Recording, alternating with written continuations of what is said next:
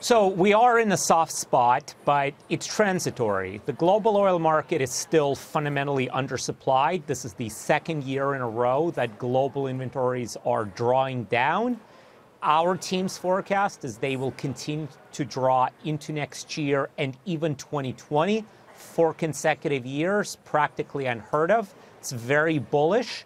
Right now is refinery turnaround season, and that explains why the inventory data the last 6 weeks has not been great.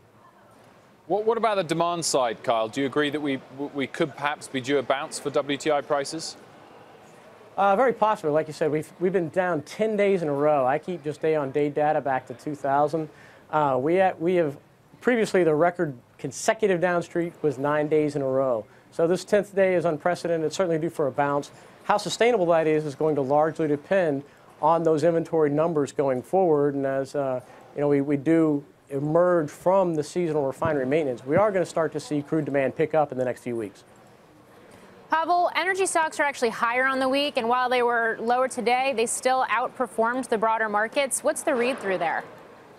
So here's the little secret of energy stocks. They really do not trade much on the spot oil price, which is what most people track daily. They trade with the futures curve. And what's interesting is, the spot price has been coming down, as you said, 10 straight days. The futures curve has actually not moved very much. It's remained pretty stable. So we used to be, as we say, in backwardation, downward sloping curve. The curve is now a lot flatter than it used to be.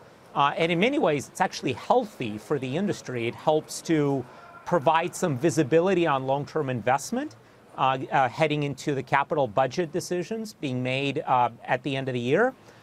So the spot price is really not the end-all and be-all. Kyle, so in this environment, is a pure play refiner the place you want to be, or something with broader exposure and one of the big integrated?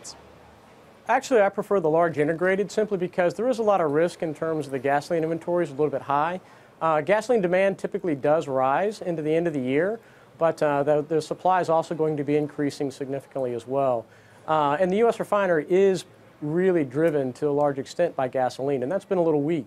Unless the global economy just really tanks, I actually like a broader exposure to petroleum and hydrocarbons, that being plastics and chemicals. So while there is some risk in the large integrateds on their production side, I actually like the exposure to the petroleum and to the overall distillate market, which is still quite strong.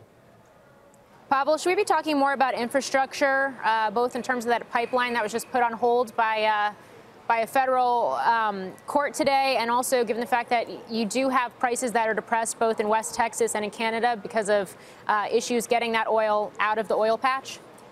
Well, the U.S. and Canada definitely have this in common. You said in the Permian Basin, pipeline bottlenecks have been a problem for the last 6 months.